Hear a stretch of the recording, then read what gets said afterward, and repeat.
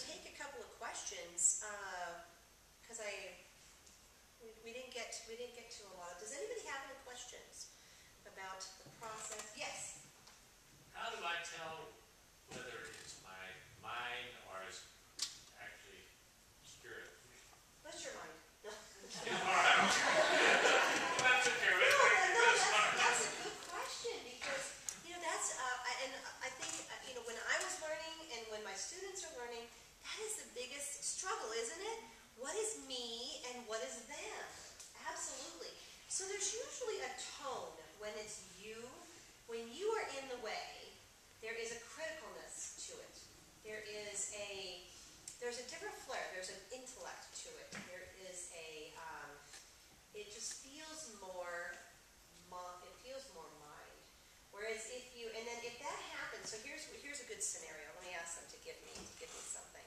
So you're receiving information, let's say, about, let's see, where to move.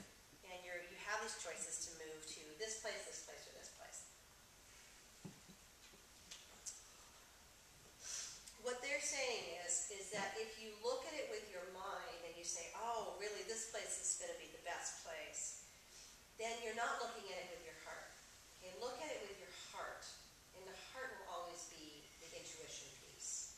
So translating that to receiving messages, feel into your heart whether it's true or not, whether it's really them or not, or does it feel like it's not coming from here? Because everything that we get from spirit originates really in our heart. That's where our system is. That's where our connecting system is. We feel it's like here, inside, or things like that. It's really through the heart. So check in with your heart and say, is this something that feels like it's from my heart? And then if it is, then you know that it's a given, that it's truly from spirit. Whereas if you're not feeling anything here, and you're just feeling it here, then that's going to be a head thing. I'm going to do one more example of that because they're asking me to define it a different way. Going back to the criticalness, and what I found, because what I found is if I ask the question out loud, like let's say when I was learning to communicate, I say, okay, out loud I'd say, who's here with me now? And I'll hear the answer in my head, but it's not. It's in a different cadence. It's in a different tone. It's not something that I would think of. It's not the way that I would say it. Let's say that's the other way. So say that your question's out loud when you're trying to connect or when you're trying to receive information. Which way should I go is a good one. And then receive it. Say which way should I go, left or right? And then when you receive the information, then that's when you feel in your heart, okay, is this coming from here or is it coming from here? Does that make sense? That's kind of a nutshell of it. There is a lot more in the back of this book on that. There is. Because that is one of the huge things that you have to get over is getting out of your mind on this whole thing and moving into your intuition and into your heart. Yeah, definitely. Did you have a question? No? Okay, I thought you were going like this. Anybody else? Yes, Kathy. So when you were at the Baxter funeral, Yes. to these funerals in order to communicate to people that have lived in the past, are you asking them to communicate, or when you walked into the viewing, how do they know to communicate with you? And you and not somebody else? Well, they might be communicating with other people too, but for me, what they can see, and this is how ghosts find me too, is that there is a light that's kind of shining off the top of my head that I don't see. Some people see it. If you see auras, then you might see this light coming up off of my head. They see that light, and they say, okay, that person, I know that person can communicate with me. So it's kind of like they know it for whatever reason. They just know it, but that's how they know to communicate with me, or that's how. Yeah, I did not have to. I always, if I'm at a funeral, I'm going to sense around. Okay, you here? I'm going to say, are you here? Because, and then usually they'll kind of pop in and say, oh yeah, I'm here. Or if I walk in, they'll give me a vibe right away that they're right there. Yeah. Luckily, I don't go to that many funerals, but the ones that I do go to is, those are It's an interesting experience, I'll tell you that. Yeah, definitely. Yes, I have a question about reincarnation. okay. I'm not totally sure how to word it. Can they reincarnate? Is that? Okay, so if you're asking, will my loved one reincarnate before I get there? Is that what you're asking? Yeah, or at any point in time. Yes.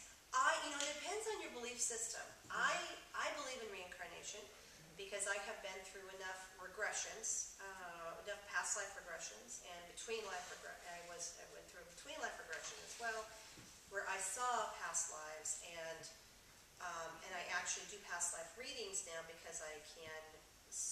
The guides will tell me what's important for these people to understand, based upon that past life. In other words, it's a certain past life that might be interfering with this life.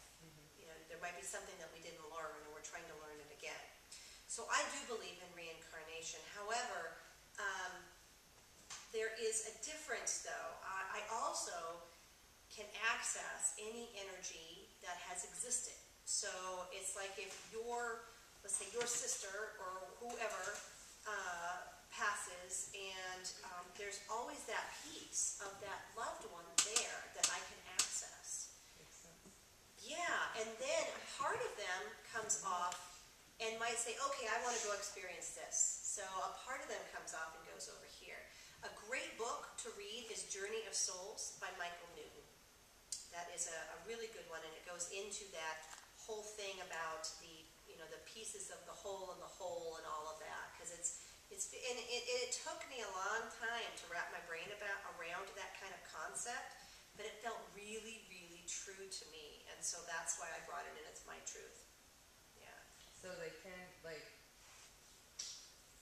you could feel them really strong at one point, and then, like, later, not as strong, because, like, maybe part of them has. The only reason that you wouldn't feel it as strongly later is because of their vibrations higher. Their vibration, that energy is always there. That piece of that energy is going to always be there, but it raises the vibration. It kind of goes into the greater. It goes into the greater piece of the greater whole of God and the universe and all of that. So when that happens, we here are down here. They might have been here sometime, and then they go up here. We have to still kind of meet them. It's harder for them than, well, I shouldn't say it's harder because it's not. I should say that it takes longer or more energy for them to kind of come back down, and we need to come up, raise our vibration to meet them and communicate again. But I communicate with angels, so they're a really high vibration. So it's not like it's difficult, but it might be it's probably harder for us to get the concept of raising our vibration and having to meet them. Does that make sense? Yes. Okay, great. Where are we at? 8:34. Thank you so much. I'm sorry I kept you over 4 minutes. Thank you very much for being here tonight. And I didn't get